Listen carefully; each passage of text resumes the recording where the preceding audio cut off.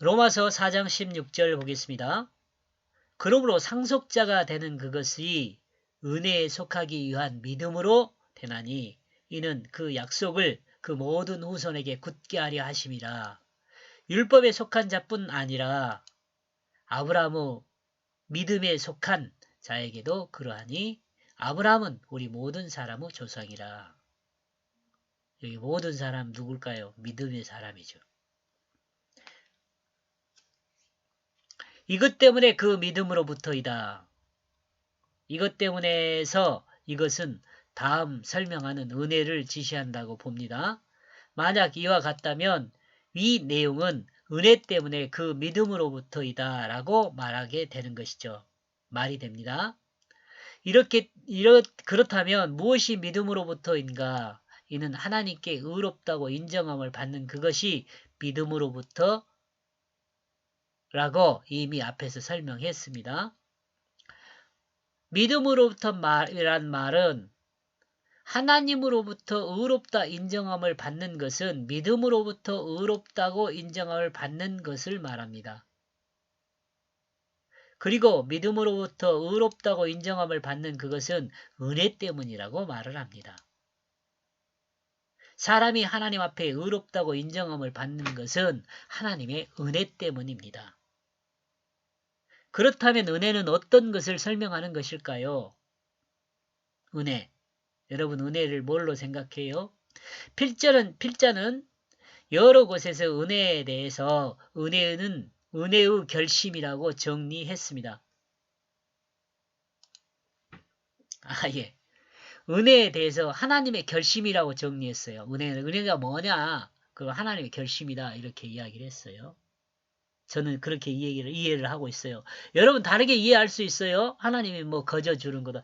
제가 주일학교 다니고 그럴 때는 하나님께서 거저 주는 거 그렇게 배웠어요. 근데 제가 이제 성경을 공부하면서 이 도대체 은혜가 어떤 의미를 갖고 있느냐, 우리가 다른 사람한테 은혜를 설명할 때 어떤 의미로 이야기를 해야 하느냐 이걸 고민하다가 그렇구나. 나름대로 제가 생각한 것은 하나님의 결심이다. 이렇게 정리를 한 거예요. 그렇다면 은혜가 흔히 말하는 하나님의 값없이 주는 것이라는 말과 다르다는 말인가? 사실은 크게 다르지 않다는 생각도 할 수 있어요. 그런데 좀 더 저건 제가 생각할 때는 구체적이다라고 생각해요.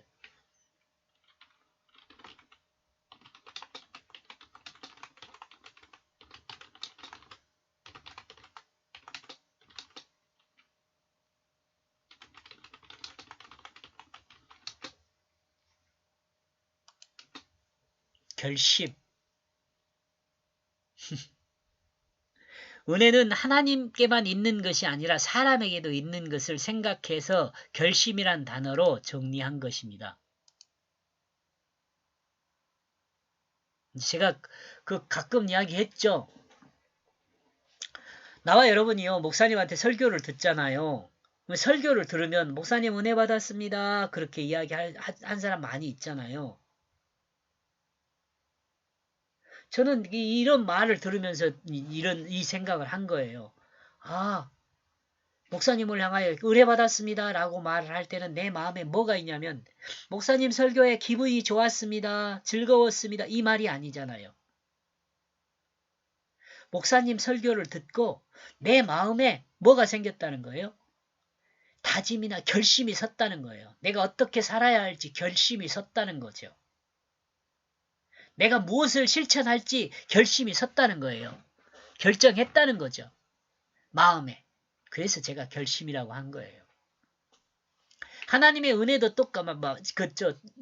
같이 생각해 봤어요. 인간을 구원하겠다고 결심하신 거예요. 그 결심에 의해서 모든 것이 이루어지는 거죠. 그걸 은혜라고 그래요. 좀 설명이 됐는지 모르겠어요. 여러분이 사용하는 또 어떤 단어가 있다면 여러분이 사용하면 돼요. 저는 이렇게 사용하면서 조금 더 구체적이면서 나름대로 그 논리를 이어갈 수 있었다. 그렇기 때문에 이 은혜라는 단어를 어떤 의미로 하나님의 결심, 사람의 결심 이렇게 사용을 하는 거죠. 그러므로 은혜는 하나님의 결심도 있지만 사람의 결심도 있습니다. 하나님이 은혜를 사람에게 베푸심은 하나님의 결심이 사람에게 적용된다는 것입니다. 그리고 사람이 은혜를 받았다는 것은 사람도 결심하여 그 하나님의 뜻을 실행하게 된다는 것으로 생각해 볼 수 있습니다. 이러므로 은혜는 결심이라는 단어로 정리를 했습니다. 저는. 여러분은 뭐 다를 수 있어요. 혹시 여러분들이 공감한다면 이렇게 사용하면 되지 않을까 이런 생각을 합니다. 이러므로 인간을 구원하기 위해 작정하신 그 결심 때문에 하나님은 사람의 믿음을 보고 의롭다고 인정하는 것입니다. 그렇다면 다음 내용을 부드럽게 연결되고 있는지를 살펴봐야 합니다. 왜냐하면 은혜에 대하여 그 안에 있는 것을 그 흔들리지 않을 약속을 그 모든 씨에게 그것은 율법으로부터 남은 율법으로부터 남은 것이 아니다. 율법으로부터 남은 것이 아니다. 하나님의 결심 때문에 사람은 사람의 마음을 보시고 미안합니다. 하나님의 결심 때문에 하나님은 사람의 믿음을 보시고 그 믿음을 사람의 의로 여기신다고 했습니다. 그리고 하나님의 흔들리지 않는 결심에 대해서 그 안에 약속하셨습니다. 그 안에서 약속하셨어요.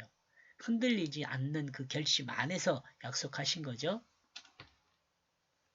하나님은 그 은혜에 대하여 흔들리지 않는 약속으로 모든 씨에 대하여 보장하셨습니다. 그러므로 하나님의 보장을 받은 모든 씨는 율법으로 남은 것이 아닙니다. 은혜로 남은 거죠. 결심으로 남은 거니까. 하나님의 상속자로 남은 것은 하나님의 은혜에 의한 것이며 하나님의 은혜는 자신의 삶을 하나님께 맡기는 그 믿음이 있는 자를 의롭다고 여기는 흔들리지 않는 약속에 근거하여 남은 것입니다. 그러므로 또한 아브라함의 그 믿음에 속한다. 그 사람은 있다. 그는 우리 모든 사람의 조상이다. 누가 아브라함이 그렇다는 거죠. 이와 같은 내용으로 이 내용의 결론을 생각하면 이는 아브라함의 그 믿음에 속한 것입니다. 그러므로 우리 모든 사람에게 아브라함은 믿음의 조상입니다. 여기서 사람은과 그는은 아브라함을 말합니다. 그러므로 그 사람 아브라함은 우리 모든 사람의 조상입니다. 이것을 설명하죠. 그리고 종합해서 정리하면 그 사람 아브라함은 우리 모든 사람의 그 믿음의 조상입니다. 나와 여러분도 우리의 조상, 믿음을 근거로 조상이에요. 혈통적인 것이 아니라 아브라함의 믿음은 자신의 삶을 하나님의 말씀에 맡긴 삶이었습니다. 그러므로 하나님 말씀이 자신의 삶을 이끌어가도록 하나님 말씀이 자기 육체를 사용하도록 맡기는 삶이었습니다. 그리고 이와 같은 아브라함을 하나님은 의롭다고 인정하셨습니다. 이 시대의 우리도 믿음은 동일합니다. 로마서 4장 14절에서 설명하듯이 믿음은 예수를 믿는 것이고 예수를 믿는 것은 십자가와 부활을 믿는 것입니다. 이는 곧 나는 죽었고 예수 생명으로 거듭난 것을 믿는 것입니다. 예수 생명으로 거듭났다는 것은 말씀이 자신을 이끌어가도록 말씀에 자기를 내어준 것을 말합니다. 이러므로 아브라함의 믿음이나 예수를 믿는 믿음이나 결국은 같은 것이 됩니다. 그러므로 우리는 아브라함의 자손이죠. 여기까지 보겠습니다. 고맙습니다.